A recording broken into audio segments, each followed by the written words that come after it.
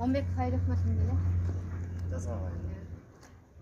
Саламатсыздарбы кыргыз элим, амансыздарбы калай калк. Бүгүн биз Алхам KG кайрымдуулук фонду дагы да болсо ошол Момбеков айыл өкмөтүндөгү жазгак айылынын ошол жетишпеген жана майыптар жашаган ошол үйгө келип отурабыз. Келгенибиздин себеби будан бир 15 күн алдын ошол Сагын аттуу жигиттин үйүнө келип ошол светтен карызы бар экен, ошол сумманы төлөп берели деп беребиз деп сөз бергенбиз. Ошол акчаны алып келип отурабыз.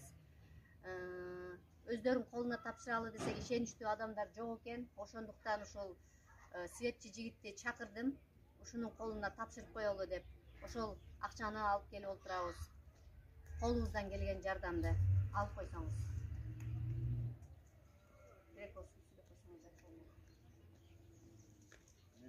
Allah razı olsun sizlerden. Alham KG. Allah razı olsun. Bunlarla yardım veriyoruz. İşine gelip ondan sonra biz daha yardım veriyoruz. Meyli. Allah razı olsun. Tutmanızı.